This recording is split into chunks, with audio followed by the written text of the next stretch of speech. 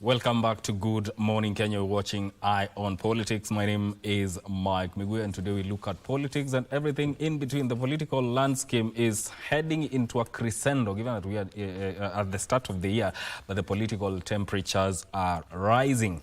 Now, before we get into those conversations, let me take a quick look at what is making headlines in our local dailies, and I will start with the Standard. There's a photo here of the new look State House.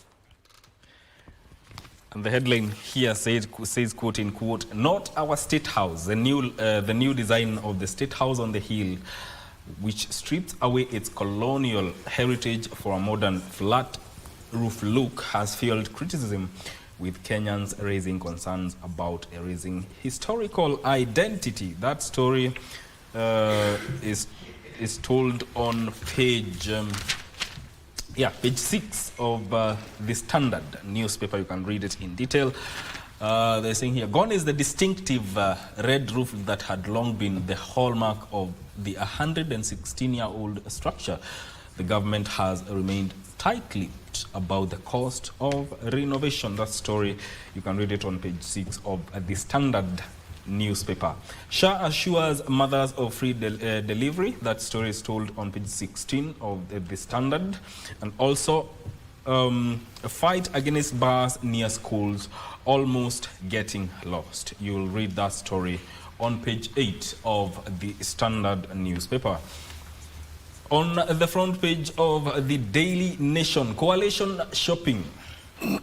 With more than 2 years to the next general election, Kenya's political landscape is already shifting in earnest, with key players engaging in intense negotiations and strategic maneuvers to secure alliances.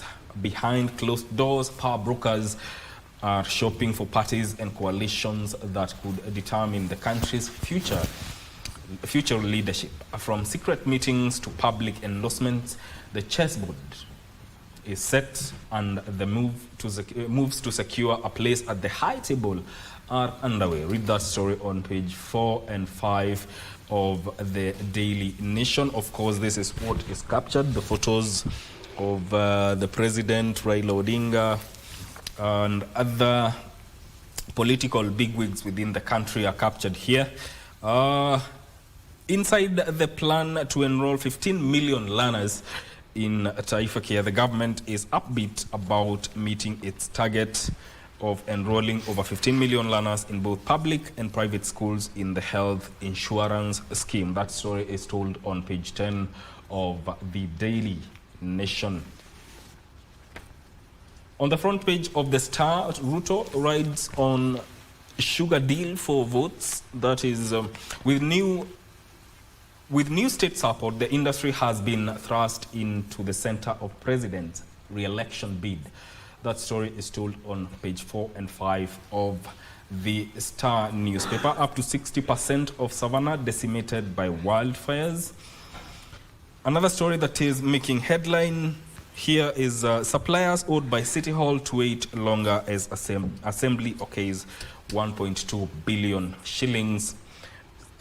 1.2 billion shillings. That story is told on page 2 of the Star newspaper. Already my guests are here.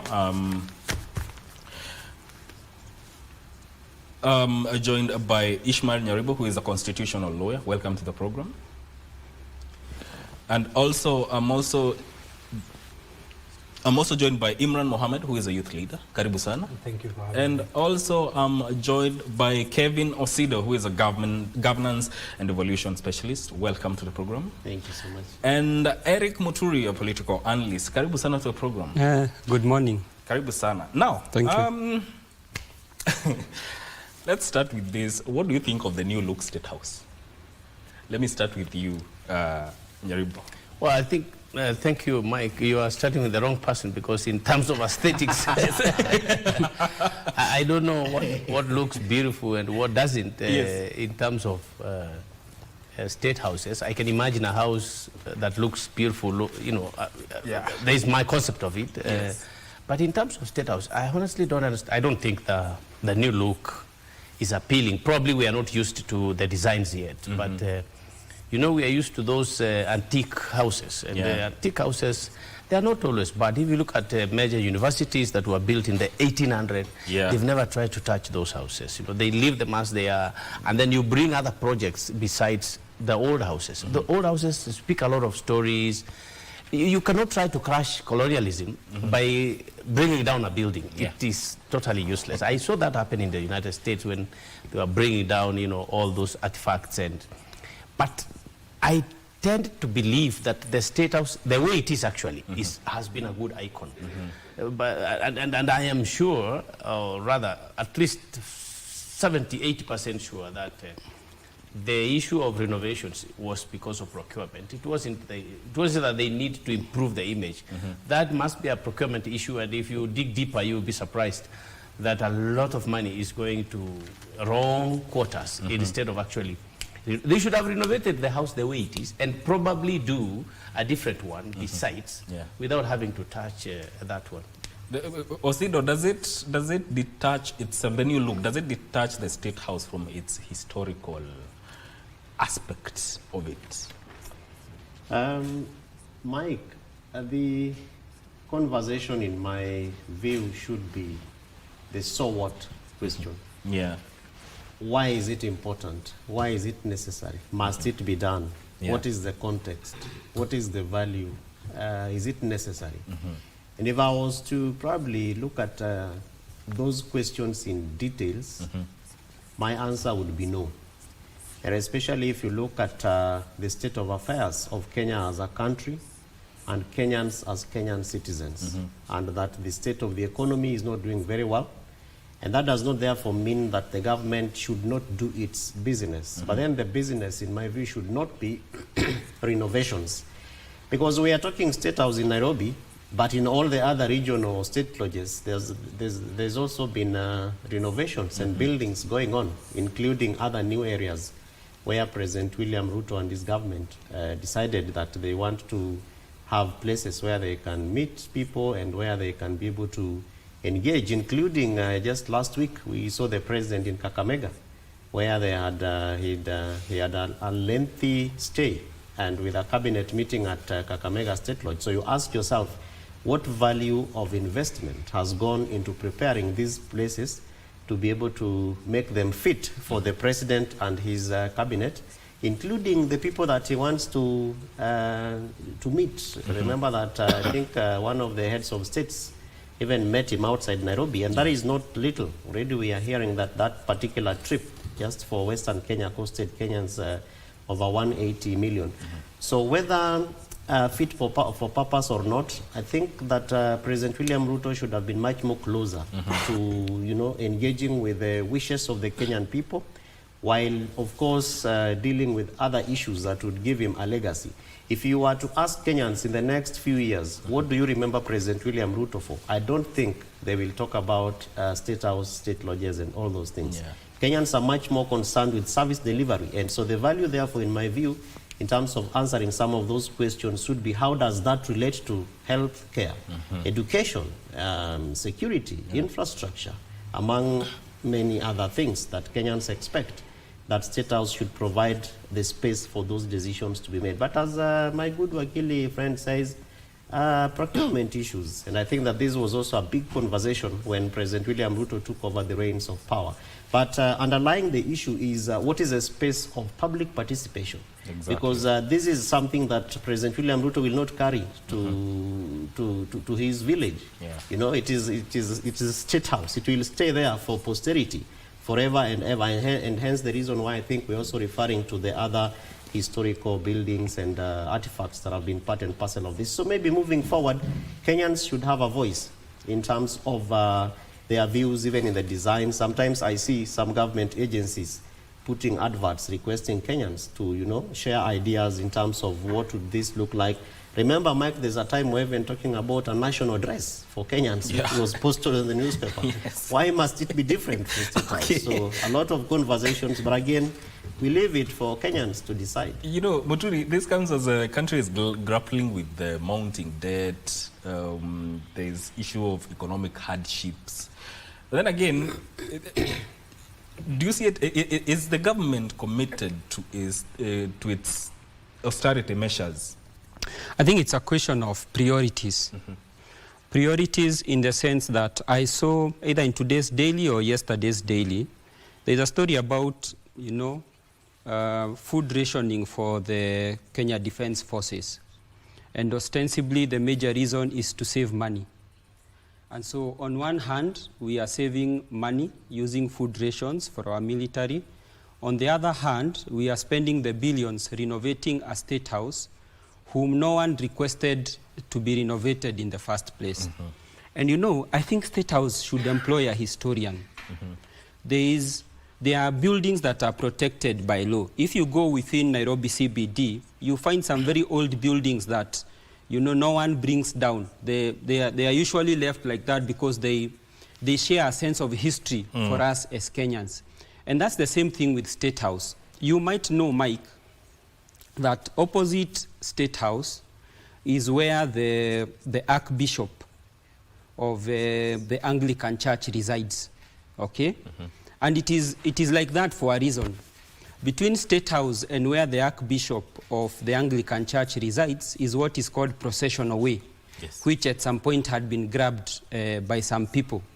Now, the reason why it is like that is because when the governor was residing there, you know, the British system, the Canterbury, the Archbishop, is actually the, you know, the priest of the monarchy, something like that, okay? So they would process, the governor would be joined by the Archbishop, and they would use processional way to go all the way to, what do they call it, All Saints Cathedral. So that's why it's called processional way, so that they process together all the way to All Saints. Now, if you look at All Saints, it has maintained its stature over the years. If you look at the Archbishop's residence, it has also maintained its stature.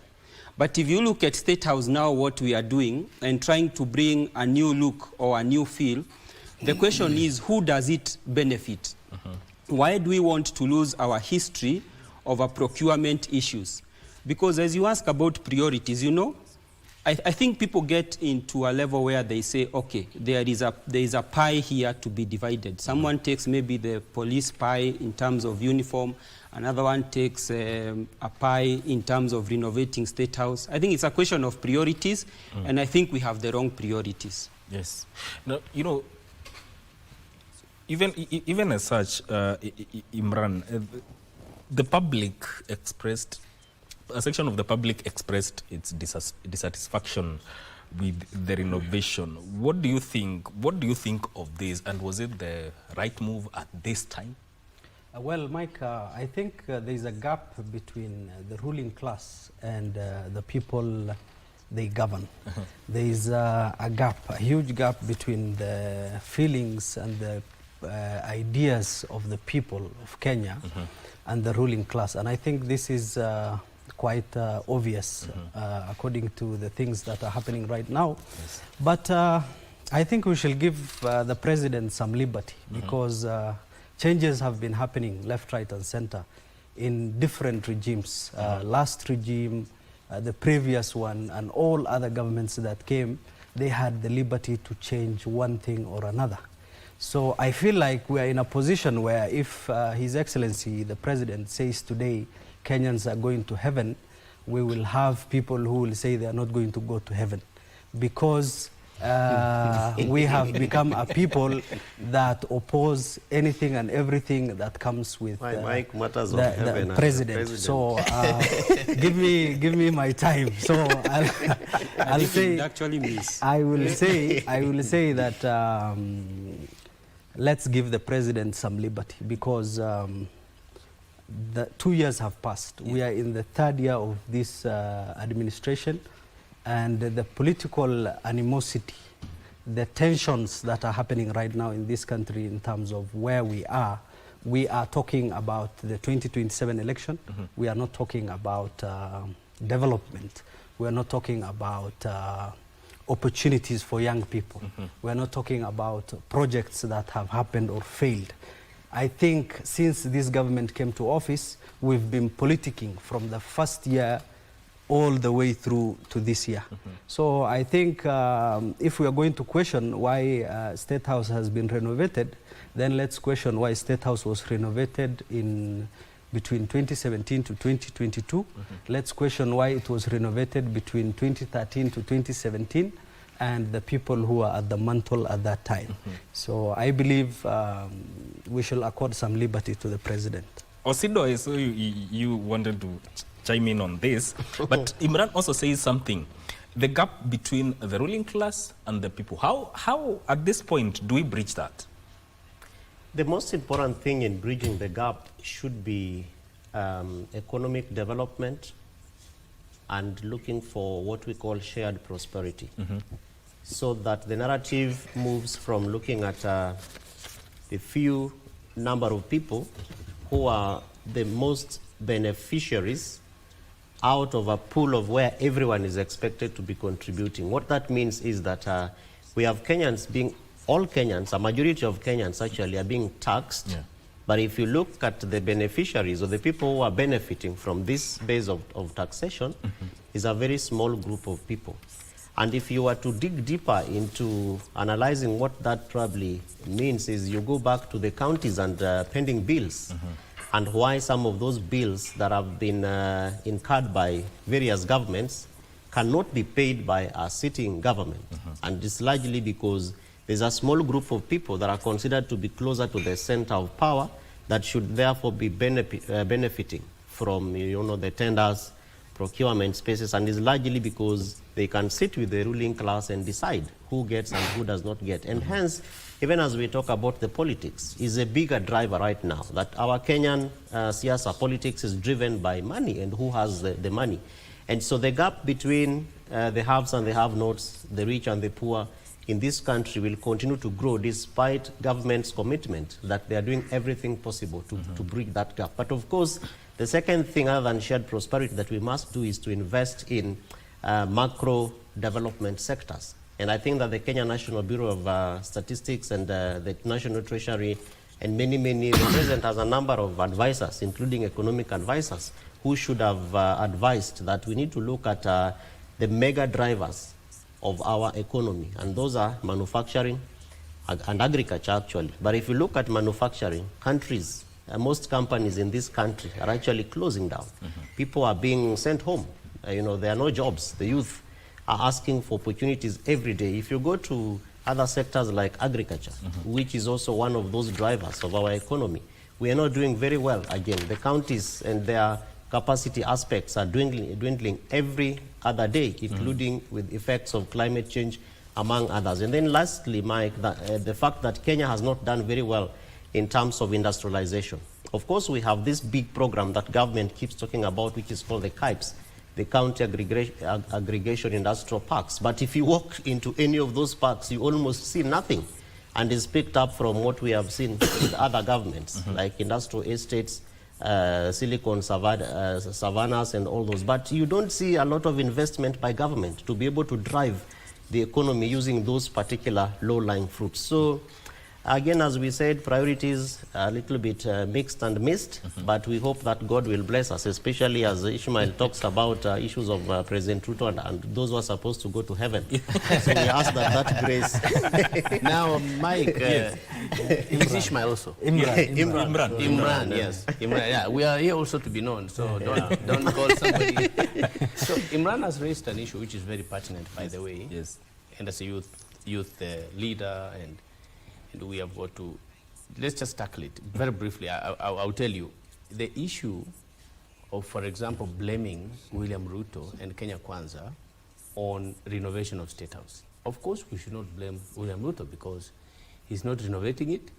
He is not the one deciding that it has to be renovated. There are people in the Treasury and there are people in State House who actually handle these issues, procurement and administration, and it's not in the hands of course, they go to the head of state and ask him, this is what we think should be done. Can you approve it for us? And the head of state can say easily that I have more pressing matters for now. I don't think this is a priority. But in terms of, it was done also in Uhuru's time, and in Kibaki's time, and in Moi's time. Even Kenyatta's time. Even Kenyatta's time. Yes, even Kenyatta's Sorry, we need to take the country forward. We come here to analyze for your viewers, and they must capture the really, concerning issues. Why is Kenya normally interested in competing backwards and not forward. When you talk about, but he did it in the past year, so why are you questioning me? This is where the problem lies actually in our country, in our politics, in our governance. Apportioning blame? Trying to run away from efficiency management of public funds because somebody else did not do it. That is really a bad way of competing. I mean, if Uhuru did not do it, he is no longer in office. We can, that cry you saw Kenya Kwanza taking about a whole year to complain that there's nothing in the in the coffers, in the treasury, nothing, you know. And then after that, now we again have gone over the cliff. Now to renovate, now to these, you know, sham projects. And at the same time, Kenyans are complaining that actually you saw, you've seen on social media that 1,000 shillings can actually not feed a family of 4. Cannot feed. I mean, you buy sugar, you buy salt, you buy nyanya and kitungu. So when we are caught up in that kind of situation, what is the wise way of planning? It does not matter what the other presidents did. We are in this scenario now. Our hope and view is that then every single penny should be put in the right place. And public management finance is important for head of state now, for Kenya Kwanza now. If you feel so jilted because somebody was given a chance to build a super high expressway and the SGR, and now you want to bring your own, and then Kenyans have become more alert, and then you still want to pocket them into that kind of situation where they were suffering in the past regime, they will not forgive you. And I think that's the secret of understanding correct leadership and present governance. You match your time. Don't match the other parties. But Kenyans also may feel like they're being left out in some decisions. No, that is okay. I mean, this is a different point, yes, but every single decision, of course, public participation is important. And let me tell you, public participation is the easiest. I don't think if you call for public participation, the whole village comes. In fact, you find Nyumba Kumi, a few wazees come and sit. They are not really keen about that. Why? Because it is an easier way. You just call upon the people, but why are you not calling them? Because, like you see, Kenyans are very smart on social media, the young people, you know. You will actually expose what you are doing, and they will tell you, and a few youth, you know, like 10, 15 or 20 on media will alert us that no, this is a way of stealing from people. So you are afraid to make it a public participation, because you know very well that we will see that there are holes there where you're trying to put the money, and it's not a honest procurement. Yeah. All right. Let's go to the Daily Nation. Did they say how much that renovation costed? I know by May last year they were talking 11-point-something billion. It was over 10 billion. But this one, they have remained tight-lipped about this renovation. But with this, there's nothing like tight-lipped nowadays. Yes. We will still... It will still come out. Yes, it will still come out. You see, the problem with eating, it's not possible to eat equally. So the person who feels disenfranchised because others have eaten more will tell us. So we just need time. All right. We will know. All right, let's take a very short break. We continue with Good Morning Kenya in just a short while.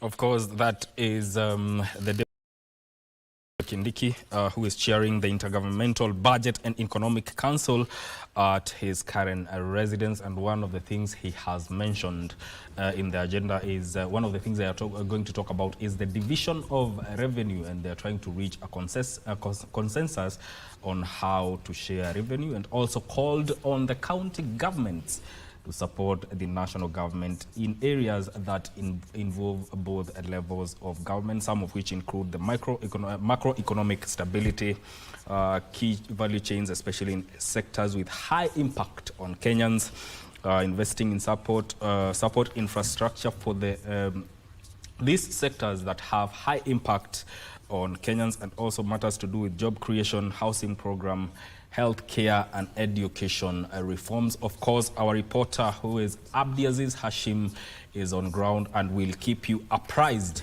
on what all the outcomes of that meeting that is chaired by the Deputy President Kithure Kindiki. And coming back to the studio, just a quick review of what the Deputy President has said, and I will start with you, Nyaribo. One of the things that the Deputy President has said is that the indicators of macroeconomy are stabilizing.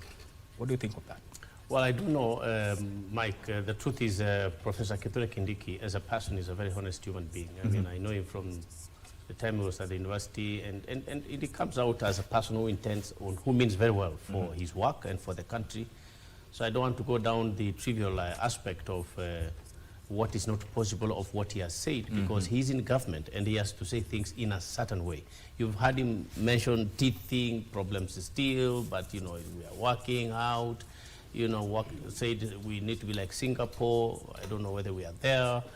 Then he's talked about healthcare, and of course, it is true that people need to be insured. In fact, yes. I encourage personally, I'm about to roll out a small program to ensure that everybody around me, I mean, of course, the more needy people in the village, is at least, you know, insured through the SHARP program.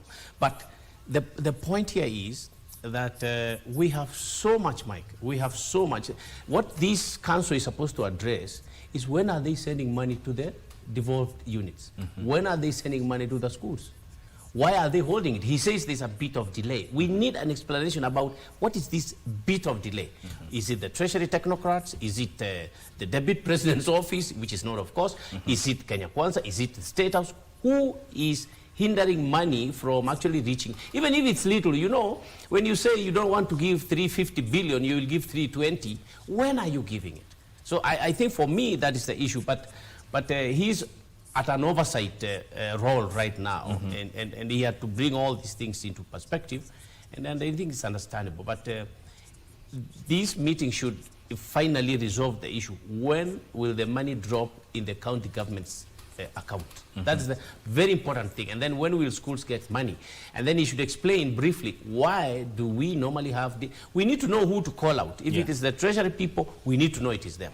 If it is the ministry, or is you know, who is responsible? That's what we want to hear from this council here.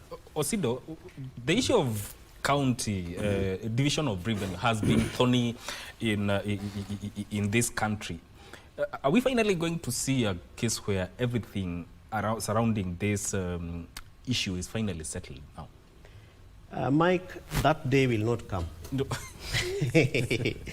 And having been sometimes part and parcel of this process, it will be very difficult. And probably there will only be some silver lining to deal with the politics of money. Remember that as we are talking about division of revenue allocation now, there is already a proposal to move into the fourth formula, the fourth basis by the Commission on Revenue Allocation. And I think as at December last year, they already did a gazette notice for this process to kick on.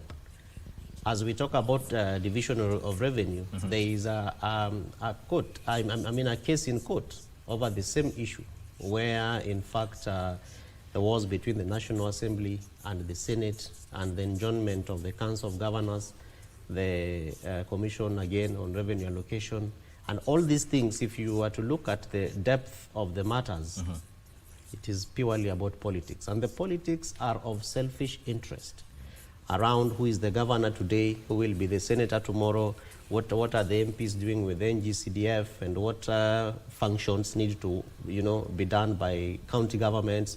As we talk about that, remember there is already another gazette, I mean an advisory by the same, by the controller of budget over, you know, the usage and utilization of NGCDF and the bursaries that are supposed to go to schools, who is supposed to disburse these bursaries. So if we can be able to take time and deal with those teething issues, then there's going to be that day when we can actually say that, yes, now we have dealt with division of revenue allocation, and that we no longer foresee, you know, challenges, and especially wars between governors and the national government. Of course, issues that also boil on what counties must do, particularly on on-source revenue. which I'm surprised that the Deputy President is not talking about, and probably maybe is part of the agenda, because I think we've cut off his speech so that this conversation can go on. Yes. But counties also have a lot of work to do in terms of generating their own revenues at that level, and they have so many streams, Mike, that they can be able to take advantage of, including the county aggregation industrial parks that the Deputy President is talking about. The only challenge again there, which is part of the challenges, is that a lot of that program has been taken by the national government, and It's yet it is supposed to be a joint endeavor. It is largely devolved. The national government, that jointness is just to try and create some balance that, yes, as national government, we campaigned on this platform, and that we also need to go back after 5 years and tell people that we created these parks here and there, but it is largely county government's function. And so if we can be able to deal with some of those issues and allow counties to also up their game in terms of raising revenue, then these perennial issues around division of revenue, I do not think that will be a matter that we must continually talk about. And is largely the political goodwill around supporting devolution and who needs to do what, as opposed to who is not supposed to be doing what and pointing fingers one to the other. But of course, congratulations to Bwana Kithure Kindiki. I think this is their first meeting in the year 2025, as opposed to last year when they had their December meeting. And we are hoping that critical issues that affect devolution, part of what Wakili has talked about in terms of disbursement of resources to counties. It's surprising, Mike, that some county officials went for Christmas with nothing to take home. And their children were asking, Daddy, sasa leo hata hakuna kununua nguo mpya, hatukuli kuku, hatukuli chapati. It is disheartening, especially for a government that says the economy is growing, people are making it. And so those are issues that I'm sure that moving forward, the government really must endeavor to work on, among several others, including pending bills. Again, I'm surprised that Professor is not talking about pending bills, but again, the caveat is that we have cut short his speech. But I know at the end of the day, and even right now through the WhatsApp, and those people who are there will be able to gather particularly what Kenya Kwanza is doing around dealing with issues of pending bills, because those also affect division of revenue. In the sense, Mike, as I finish, that a lot of monies now that are going to the counties are used to pay these bills, as opposed to service delivery and delivering those services to the citizens. Mr. Muturi, Osido raises a very important aspect when it comes to own source revenue, and counties is one of the things that counties, of the ways that counties are supposed to raise their money. But what do you think has been the hindrance in most counties in terms of raising own source revenue? Maybe, Mike, before we go to own source revenue, I must say that you must admire Professor Kithure Kindiki. I think I don't think he's an honest man. Yeah, very, very. He means what he says, and he will say what he means. In fact, I think in my community, in terms of honest men, I think he outranks many that claim to be honest. I think the only person that comes close to him in terms of honesty is Moses Kuria. I think those two men are very honest. But not truthful, eh? There's only one putting them together, I don't see. But anyway, it's his time. But having said that, those are their opinions. And you know, their opinions are neither here nor there as far as I'm concerned. But having said that, there is an issue that he has raised which I think is important. It's the issue of labor mobility. And I think it's an important issue because if you check the statistics, the end of 2024, the diaspora remittances, those are people in the diaspora, they brought in around $5 billion US. That is the money they sent home. In fact, in Africa, the whole of Africa, we were the third in terms of diaspora remittances. So we were just behind Nigeria and Ghana. So Kenya was the third. And so I think labor mobility in itself is a good thing. I think what needs to be done now is to put in structures and policies so that if Kenya is positioning itself as a HR country, then we need to anchor it in policy so that even our education policy is geared towards labor mobility. Of course, there are other issues that come up like brain drain and such and such. But sometimes when you weigh it vis-a-vis the diaspora, in fact, you might not be aware, but that is what has kept our balance of payment afloat, those diaspora remittances. So that is that. Now, in terms of own source revenue, I think, one, he's raised an issue of KIPES. KIPES has the capacity to generate revenue for counties if counties are willing to invest in their own people. Secondly, there is room for innovation in terms of how counties raise revenue, because most of the way they've been raising is actually increasing taxes on business permits or cess or levies that counties collect. You might recall that the current chair of KRA, who was the former governor of Laikipia, that is, what is his name, Derito? I think it's Derito, right? Derito, yes, Derito. So Derito actually did raise an infrastructure bond from the government of Laikipia, which went all the way to Treasury and got the backing of Treasury to carry out development projects in Laikipia. So I think I imagine that when IBEC is going on, 90% of the discussion is remittances from national to counties. And it is discussion, not that money has been sent, it is not being utilized, but it's a discussion of, we agreed on this formula last time, we agreed this is what you are to disburse, we are yet to receive for half a year. Those are allegedly the discussions that go on in IBEC. But I believe there are counties that have tremendously improved their own source revenue collections. And surprisingly, one of their consultants is the current KRA governor. I hope he's able to implement most of those ideas without necessarily taxing 50% of our pay slips. A county like Homa Bay, I am told, has improved tremendously in terms of own source revenue. So I think governors have an option, or governors need to engage brilliant minds in their counties, because there are brilliant people in this country, and not necessarily those that come from your tribe, and figure out, as much as we are waiting for the national government to send and disburse resources to us, how can we increase and improve efficiency in terms of our own source revenue collection? I think Governor Mureithi set a trajectory for them, or rather a blueprint of what they could follow.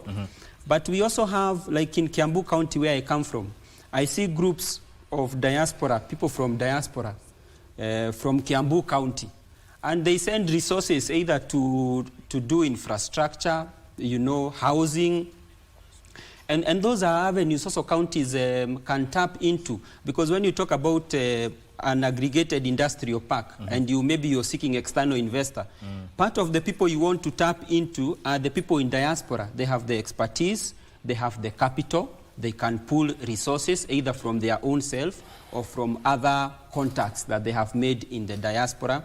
So I think also those are avenues that need to be explored. Muturi, just so that we don't mislead our viewers, please, I think you may want to address yourself on, when do you use own source revenue? You raise revenue. Do you use it as source, or you send it to Treasury? No, you don't use it as source. You don't use it as source. So why then does I raise my own source, send it to, Public Finance Act, according to the law, send it there, then it is not sent back to us. That's it's the concern of many people. Yes, you don't spend it at source. But also remember, when you look at a sector like health, the new act, there are 3 acts that came into place with the new health regulations. And one of the acts actually mandates spending at source, so that you have a committee that once the finances are collected, then you can decide what to do with the health infrastructure. So just for clarity, they don't spend at source, but there are provisions such as the health sector where you can actually spend at source based on several parameters. All right. Imran, as we close on this matter, one of the things that the Deputy President has insisted on is support from the county governments to national government on areas of mutual interest, especially when it comes to areas that key value chains that affect Kenyans directly. How do you see this going on?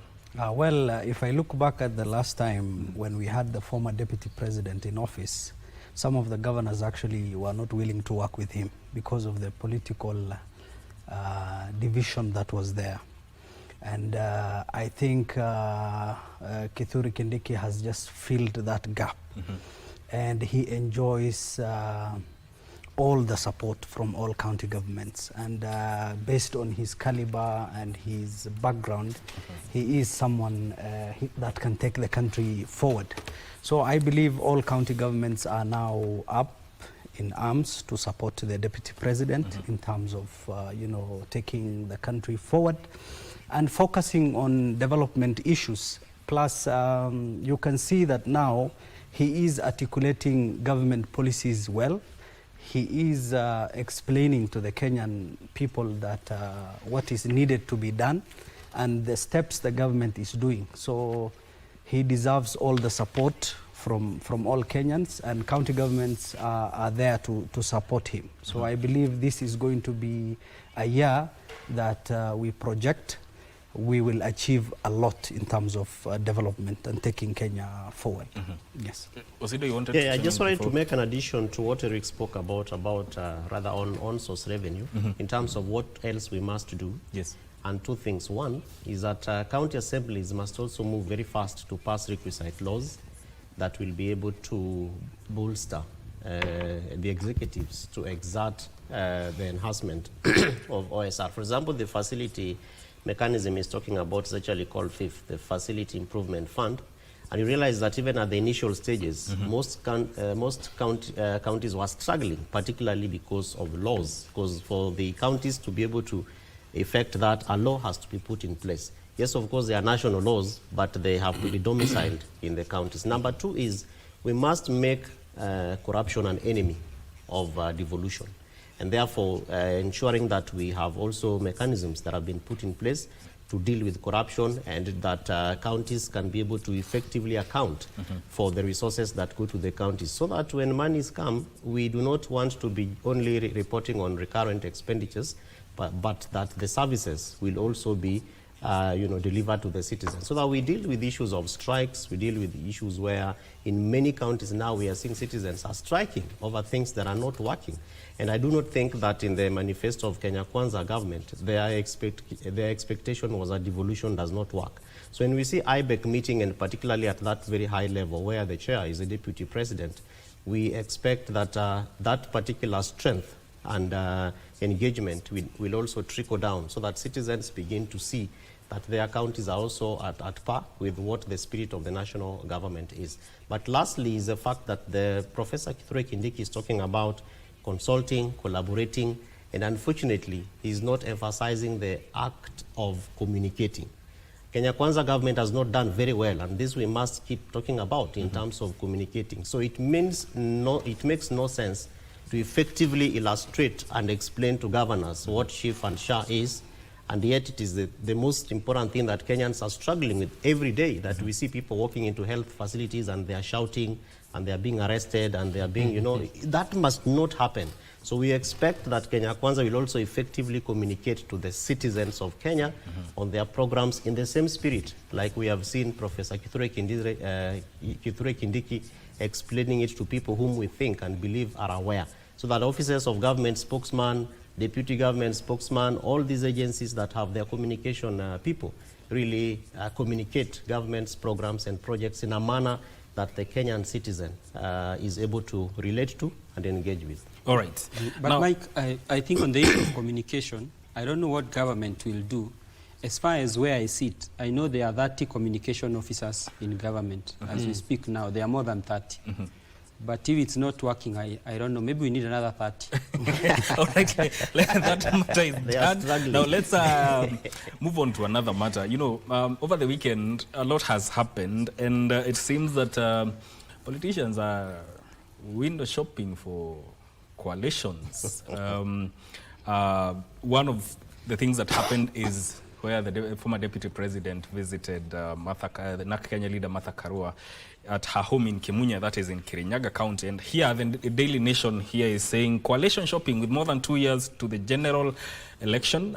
Kenya's political landscape is already shifting in earnest, with key players engaging in intense negotiations and strategic maneuvers to secure alliances. Behind closed doors, power brokers are shopping for parties and coalitions that could determine the country's future leadership, from secret meetings to public endorsements. And the chessboard is set, and moves to secure a place at the high table are underway. First of all, Wakili Nyaribo, I want to get your sentiments on the meeting between the former Deputy President and Martha Karua. I mean, these are people from Mount Kenya. Why are you reading too much into it? You know, they were opposing camps in the last general election. But there's a more, a better bond, which is Mount Kenya bond. I mean, always, by the way, politics is really, like if you've seen the book by Lee Jiru, he has said, these are all political cousins. It's not a big deal. They can meet, and in fact, they should meet. And if you remember Mandago, don't keep anything so personal. Yeah. And the bigger bond here is the fact that they come from Mount Kenya. And then there are people in this country who are governed and led by the people, not by your individual academic or elitist attention, mood or philosophy. Mount Kenya, what they say, everybody has to follow. So they want people united. Everyone in Mount Kenya will follow. There will be a few people who, of course, will be divided by Kenya Kwanza, because they probably are slow in understanding certain things, especially the political terrain in Mount Kenya. But everybody in Mount Kenya, in the end of the day, must come in the one basket. They tried, you see, in the past, Uhuru to separate him from Gachagua, now Gachagua separate him from Ndindi Nyoro and all these people. The truth of the matter is that 90% of people in Mount Kenya will be sitting in the same basket, and that's what they are trying to do right now. But if you talk about coalitions, Mike, because I don't know how you want to handle this topic, if you want to form a coalition, if you want your coalition to you must be on the table already. Now, there are many people who are saying they want to contest in 2027. They will come when every and join and outsmart them. That's a daydream. I mean, that's really a bad dream, especially in politics. If people like Natembeya want to govern this country, they must declare now and go forward. If people like Fred Matiang'i want to be president in the country, genuinely, despite all the love people have for him, they have to be in the ring. You cannot be watching people in a marathon of 41 kilometers. They start at 6 in the morning and you are watching TV commenting about how you expect to join them at 9 o'clock. It will never work. Our politics require you to be in the center. And that is why the most critical person today, giving William Ruto sleepless nights, much as there is an impeachment cloud on him, is regarding Gachagua. Because he's already out there. He's put his chest out. People are shooting at him. And he's okay. He's saying, okay, we can see his weaknesses as well as his strengths. You can never sit in the boardroom if you are Kalonzo Musyoka and you want to govern and lead this country. You must be saying important things now, not showing us the dogs you are walking with or whatever. You must come out there and people must criticize you. People must hate you. People must call you names. That is how you become president. And by the way, William Ruto is so aware that you cannot beat him unless we are in the ring. And he's already doing everything possible, in fact, on a daily basis, including going to state lodges, staying in Kakamega and whatever, Mombasa, and he's trying to make friends as well. Don't forget, in politics, there is no permanent. So William Ruto is doing all those things, sorry to say, including who is going to which office. William Ruto is keen on that. Who is going to IBC? He's keen on that. When you are commentating from the screen here in the studio, he's already determining and probably predetermining who will sit there and there so that I can win. And it is a honest political contest. I mean, if anybody would do that. So, and you saw what happened in the United States. I mean, I'm not bringing this out of the blues. You saw how Donald Trump, despite all the challenges, shooting at him, taking him to the courts, He was focused on the people, and he has won his instead. So all these guys who are trying to describe how William Ruto is a thief, how he's bad, and you are describing him from a boardroom, please be prepared to be, frustrated in 2027. This one, I don't think, Osindo, you can challenge me. Okay, Osindo, there are several things. There are several things that are coming from what. I'm not campaigning for anyone, to be honest. There are several things, but that is a fair comment. Yes, from your comment, there are several things that come up. There is the issue of timing for those who want to be president. Is it the right time to start speaking? Yeah. And also, are these coalitions that are being window-shopped right now going to be consequential in determining how the outcome of the 2027 elections will be? Mike, the truth of the matter is that the president is shaken. As Wakili talks about facts, I believe that there is also a fact. That is making the president to be awake day and night, particularly around securing the 2027 vote. And if you look at post-May 2024 all the way to June 25th, all the way to August last year, you realize that the political context has more or less changed a little bit, and that has really awoken a number of people, both the political class, the young people, and those who probably would be kingmakers. And so in terms of the timing, the president is keen to ensure that the timings of both constitutional things that must happen, like IEBC, are properly guarded. And we all know what's happening with IEBC, including the selection panel, the matters in the court, and all those issues. And the president and the opposition people are aware about what they must do in what amount of time. And that's the reason why probably we see all these shoppings that are going on. And it's purely to fill in the basket. And the basket is the vote. Because that is purely how the presidency is, the electoral, the elective positions are actually set. And President William Ruto is keen to ensure that he secures that vote using whatever basket that he wants to use.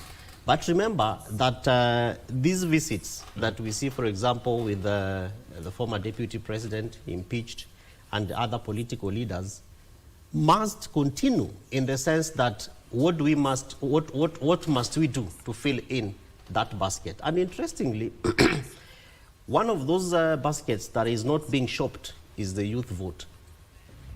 We have had sittings with some members of parliament who are of the opinion that we must not waste time, quote unquote, because the youth do not vote. Yeah. And you don't see any of these people actually speaking to the youth, other than President Uhuru Kenyatta, who said, mbona mnachezwa hapa, you have what it takes. Gen Z's nyinyi endeleeni. You know, already he's sparring some force that is salient. And interestingly, nobody is thinking that we also need to galvanize that youth vote and organize it effectively. Probably, again, Mike, because the timing is not what it is. Because the youth are saying, we want to recall, we want to impeach, we want to remove you from office. Article 104 is very clear around how to recall, and the institution that has to be in place, which is called the IBC, which is not there. Whether the timing is also, favoring that, as opposed to what must happen, for example, that other Kenyans do not have their representatives. I think it's about 2 constituencies and 6 wards across the country in northeastern and western, and I think part of Mombasa, that they cannot have their representatives because there is no commission to put them in place. So all these things are happening, and it's not very clear, especially to the Kenyans, around what their voice has to be in all these shopping lists. Of course, you realize that even those who are being met are also identified very carefully, so that it is not just any other person. However, the former deputy president is being very clear that he will not run for any seat. He has been impeached, and for the rest of his life, he cannot run for any elective position. So probably he wants to be a kingmaker. He wants to be that person who can be, convened for negotiations. He wants to be that person who, as we already see from Mount Kenya, which again is not new, because we know stories around Matiba and those many years back. We know, for example, that we have X number of political parties that were registered. with their party leaders coming from Mount Kenya, including Mheshimiwa Moses Kuria, Mheshimiwa Kabogo, and all those others. So these are people who, part of them are already in government, probably with the imagination that they will fill in the shopping list for President William Ruto. But again, you notice that one of them, who is the CS for Public Service, has been outright around his engagement with this government and what ramifications those would again mean towards filling in that basket, which largely is the vote basket. All right. Muturi, you know, Martha Karua and the former deputy president did not always see eye to eye when it comes to politics, and they say there's no permanent friend or enemy in politics. What do you think changed the fact that now they are in the same camp? Thank you, Mike. You know, do they say the enemy of my enemy is my friend? Politics is about interest. And I think the last week has been a very interesting week in terms of politics. We had the deputy president call a sitting MP. I think he likened him to an assistant chief.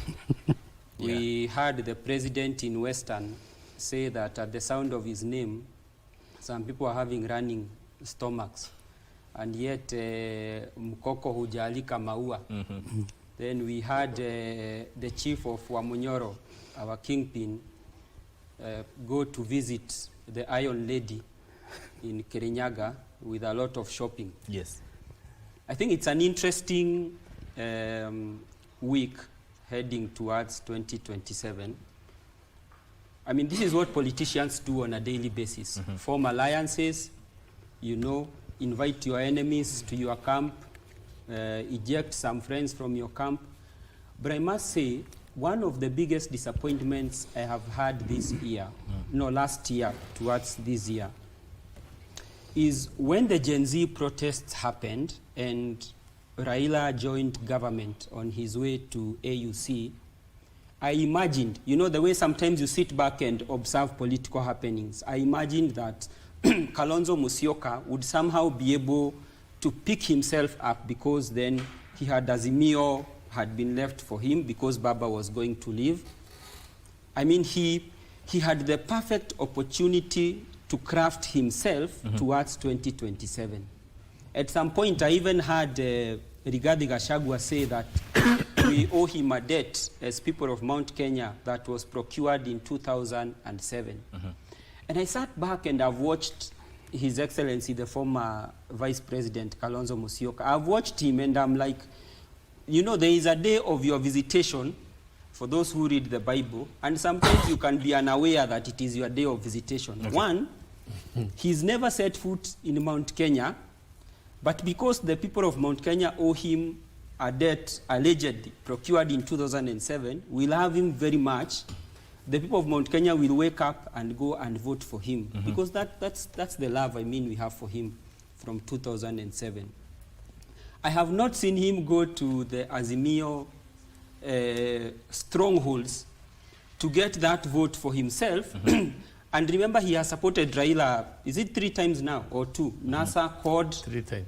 3 times, eh? Yes. And this previous one. So it is a vote basket that he was going to inherit very nicely, but I think he's been unable to do so. So having come from that disappointment, then is the Mount Kenya basket in terms of the votes. And who are we going to give our votes to as the people of Mount Kenya? And my opinion is that we have a 1992 all over again. I have seen adverts of late from a sitting member of parliament in leading national televisions. And that tells me that 1992 is happening, where we will have several candidates in Mount Kenya. I can see that is already happening. So I think the Mount Kenya vote, if the trajectory continues like that, will be split. All right. Imran, as we conclude on this, in 1 minute, what do you think, or how are the coalitions going to navigate around measuring the youth vote? The elephant in the room, before I get into the youth vote, the Somali community. Everybody is talking about the position of the Somali community. The new found vote block in this election dynamics. I believe the Somali community has come up as a very reliable source of a solid 1 million vote for the presidency. And I think as people go into this coalition shopping, they should have the Somali community as the top of their priority list in terms of changing the voter dynamics. Okay. Now, diving into the youth, I believe there is a huge number of young people who are ready to register and participate in this election. And just like Wakili has said, all focus is on these political cousins right now. And it's like choosing the best out of the worst. Yeah. So I believe people are ignoring the significant number of young voters who are going to come out in 2027 and vote. And with this tactics played by the political class, we might have our own president as well as young people. Okay. So we are considering changing the dynamics, yes, and the voting formula in this country. And we will not be used just like all other elections. So this time round, we are going to pool our votes together and put it in one basket so that we can decide the future of this country. Right. And if the political cousins continue to hand over the relays to themselves, we might have young people as president in this country. Yes. Gentlemen, allow me to put a full stop at that point. I'm told we have run out of time, but I appreciate all of you for making time. That is Wakili Ishmael Nyaribo, who is a constitutional lawyer, Imran Mohammed, who is a youth leader, Eric Mutui, a political analyst, and Kevin Osido, governance and devolution specialist, joining us here on Good Morning Kenya on Eye on Policy. Conversation. Thank you for tuning in. My name is Mike Migwe. Good Morning Kenya continues shortly with Vivian Ndegwa. Good morning.